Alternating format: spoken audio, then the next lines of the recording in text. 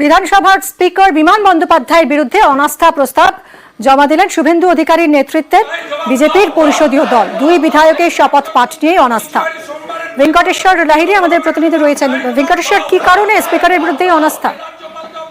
দেখো, শুভেন্দু অধিকারী রাজ্যের বিরোধী দলনেতা এবং তার নেতৃত্বে 50 জন বিধায়ক তারা রাজ্যে বিধানসভার প্রিন্সিপাল সেক্রেটারির কাছে স্পিকার বিমান বন্দ্যোপাধ্যায়ের বিরুদ্ধে অনাস্থা প্রস্তাব এনেছেন এবং সেখানে মূলত দুই নবনির্বাচিত বিধায়কের শপথ নিয়ে সেখানে নিয়ম মানা হয়নি এরকম অভিযোগ আনা হয়েছে।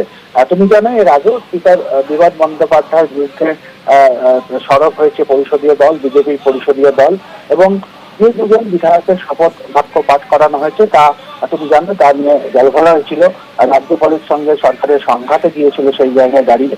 পরবর্তীকালে রাজ্য ভবন থেকে যে নির্দেশিকা দেওয়া হয়েছিল সেই নির্দেশিকা মেনেও কিন্তু শপথ বাক্য পাঠ করানো হয়নি বলেই অভিযোগ করা হয়েছিল বিজেপির পক্ষ থেকে। আজকে স্পিকার বিমান বন্দ্যোপাধ্যায়ের বিরুদ্ধে অনাস্থা প্রস্তাব আনা হয়েছে এবং সেখানে প্রিন্সিপাল সেক্রেটারি বিধানসভা তাকেই কিন্তু লিখিতভাবে শুভেন্দু অধিকারী সহ অন্যান্য বিজেপি বিধায়করা সেই স্বাক্ষরিত অনাস্থা প্রস্তাব জমা দিয়েছেন।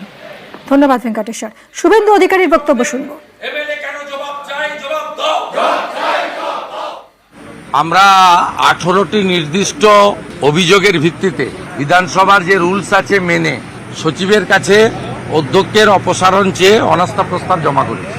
আপনারা শপথ গ্রহণের ক্ষেত্রে জানেন, বিধায়কদের পরিষ্কার আইনে বলা আছে মহামান্য রাজ্যপাল তিনি অথবা তার মনোনীত কেউ শপথ বাক্য পাঠ করাবেন। তখন রাজ্যপাল মহোদয় ডেপুটি স্পিকারকে দায়িত্ব দেন। ডেপুটি স্পিকার হাউসে থাকা সত্ত্বেও অধ্যক্ষ নিজে দুই সদস্যকে শপথ বাক্য পাঠ করান। পরবর্তী ক্ষেত্রে 4 জনের ক্ষেত্রেও রাজ্যপাল মহোদয়ের অনুমোদন ছাড়া শপথ বাক্য পাঠ করিয়ে তিনি সংবিধানকেই আক্রমণ করেছেন। যিনি সংবিধান মানেন না তার সাংবিধানিক পোস্টে থাকা উচিত নয় বলে আমাদের মনে হয়েছে।